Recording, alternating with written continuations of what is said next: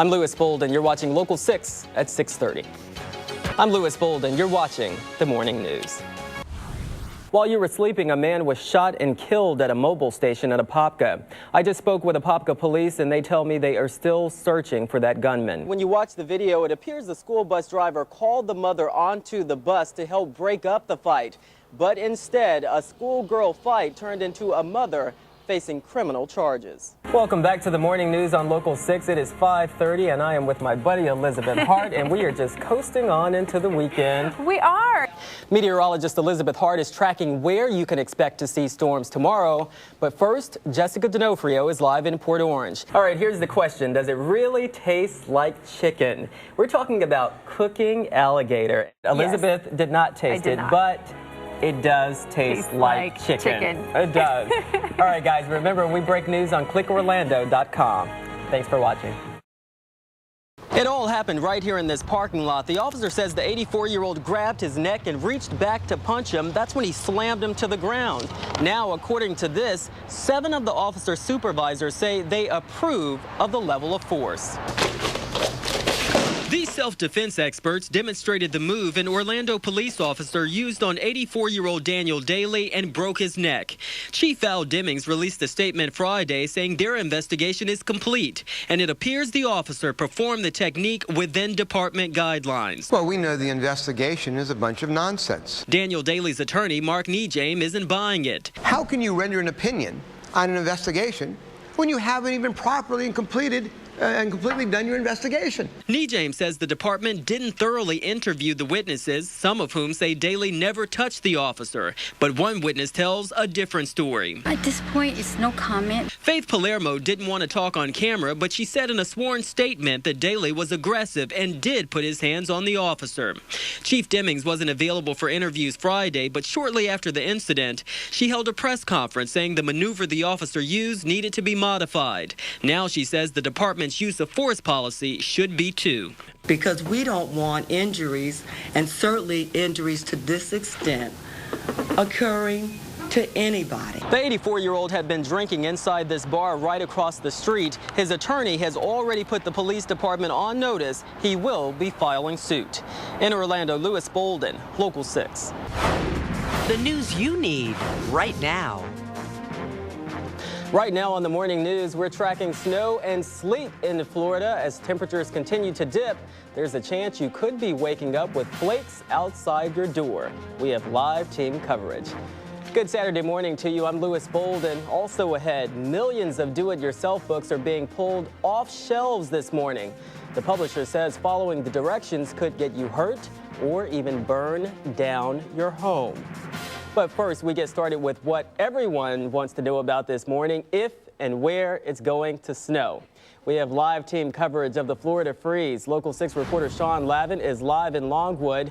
But let's get straight over to meteorologist Elizabeth Hart. She is tracking the freezing temperatures in the Storm Tracking Center. Good morning, Elizabeth. Good Saturday morning to you, Lewis. Thanks, Elizabeth. Our team coverage of the Florida freeze continues with Local 6 reporter Sean Lavin. He is live in Longwood in Seminole County. And Sean, I don't see anything from here, but tell me what's going on out there. Sean, thanks. Right now, runners are braving the freezing temperatures to run in the Walt Disney World Marathon. I checked with Disney officials earlier this morning, and folks were lining up there just after 4. The chilly weather prompted Disney to send emails with weather updates on the marathon's website. A few extra medical tents and lots of blankets will also be available. But so far, there are no plans to refund runners' $125 entry fee if they drop out because of the cold. A massage therapist says runners who take part need to just keep going. If a runner stops, they'll get cold quickly and will have a tough time getting started again. I just checked with the FAA Command Center's website to see if the weather is having any effect on travel this morning at OIA. Right now, there are only minor flight delays, which basically means folks are having to wait an extra 10 to 15 minutes for their flights. No cancellations are being reported. And this morning, local hardware stores are opening early so people can get a chance to purchase space heaters. Ace Hardware in Winter Garden will be opening their doors at 6 o'clock, so they opened about 5 minutes ago. I just spoke to the manager there, and they say a new shipment of heaters just came in. Ace Hardware is located off of Dillard Street in Winter Garden. Their information is on the screen, but you better get there soon. They expect those space heaters to sell out pretty quickly. And remember, we want to see your weather pictures, so if you see the snow or some really great frosty pictures, send them to us at 6pics@clickorlando.com. Throughout the morning, I'll be checking our inbox for them, and we will put them on the air live right here on Local 6. One of Governor Charlie Crist's pet programs looks to be in trouble. Cover Florida is meant to provide a low-cost way for uninsured people to buy health insurance, but state health officials say just 1 out of every 700 eligible people have signed up for the program. And now insurers are getting nervous about rising costs. But the governor says he is not giving up on the program. He may ask the legislature to put money into promoting this program this spring. Starting next month, you'll have fewer ways to call for help if you get stuck on the road. The Department of Transportation is removing 30 motorist aid call boxes from a 15-mile stretch of I-4 in Volusia County. The department received less than 1 call a day from the boxes from 2008 to 2009, so they decided the boxes were not worth the money. They'll start removing them February 8th. A new year means a new look for Kate Gosselin. We'll tell you the enormous amount of dough she spent on her new do and why it took over 20 hours to create. Plus, stranded on a train. That was a train from hell. That was a nightmare. An 18-hour ride turned into a day and a half, 2 days on the train. And you thought the airlines were bad. We'll explain why passengers aboard this Amtrak train were told they could not get off. Elizabeth? Lewis, believe it or not, we have sleet reported in Daytona Beach and Orlando, and we have some snow now coming down in Marion County. We'll break it all down for you in just a few minutes. And the U.S. does not have the resources to fight al-Qaeda in Yemen. That's what a new report says. Why the nation's security could be at stake. And taking a live look outside, as Elizabeth just mentioned, we're continuing to track the freezing temperatures here in Central Florida. We have our crews scouting all over to find where the snow could be falling. If we find it, we'll let you know right here on Local 6. We'll be right back with our coverage of the Florida freeze. This morning, we're learning the U.S. has no plans to send troops to Yemen, even as the number of al-Qaeda operations there grows. We're also finding out that even if the U.S. did send troops, it wouldn't be enough. As CBS News correspondent Terry McCarthy shows us, many people are upset the country has become a new front in the war on terror. Terry McCarthy, CBS News, Sana'a, Yemen. This morning, the man believed to have caused a massive security scare at Newark Liberty International Airport has been arrested. The incident stranded passengers for hours as officials scrambled to find him. Dave Browdy reports from New York. Dave Browdy, CBS News, New York.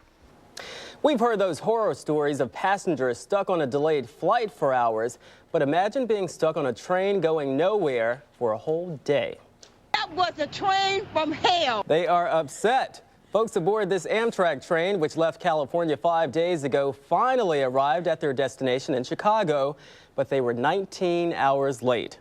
Amtrak officials say a train crash and weather were to blame for the delay.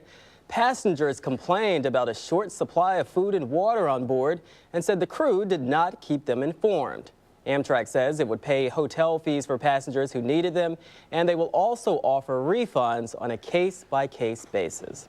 Well, new this morning, nearly 1 million do-it-yourself books are being recalled because they give bad advice.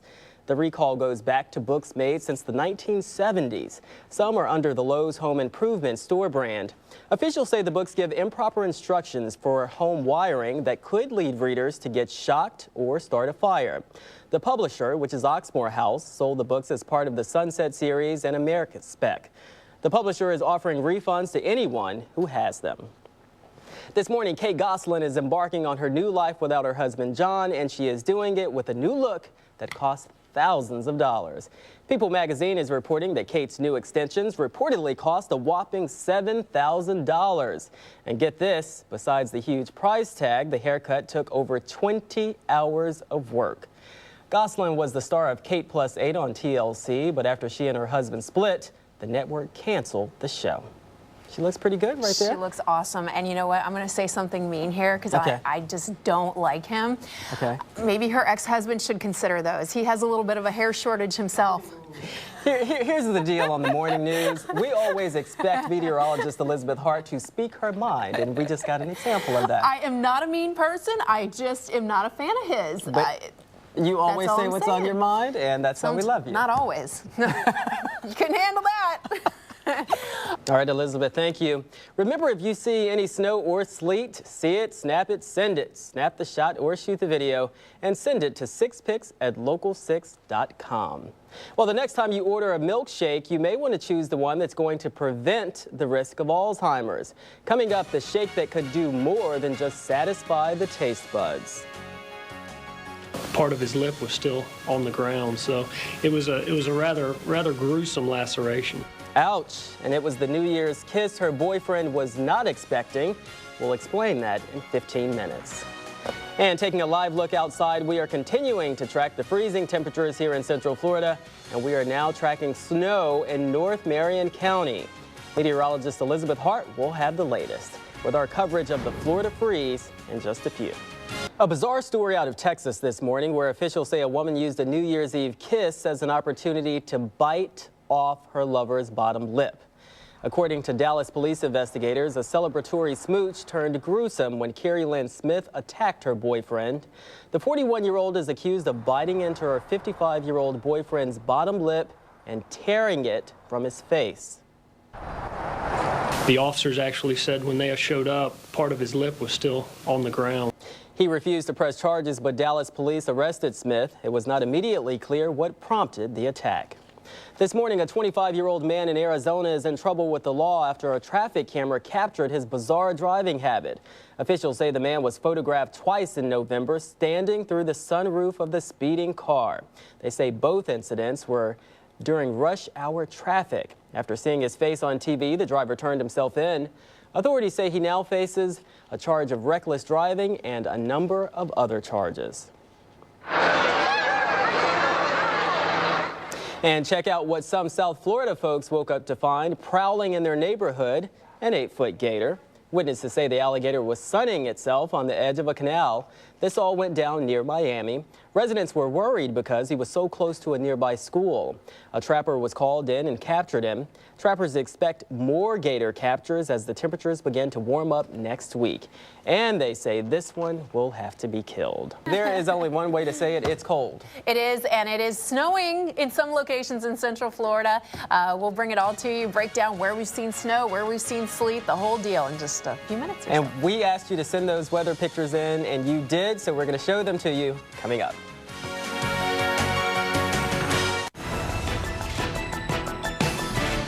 We've got some breaking news for you. We asked you to send in those weather pictures, and we are getting them in. Take a look at this picture. We're told this is from Marion County. Yeah. And you can definitely see what's going on. That Snowflakes. is snow that fell from the sky. We can call them snowflakes right now. We've been calling it a wintry mix, but we've officially got some snowflakes on the cars there in Marion County. There's another picture there for you.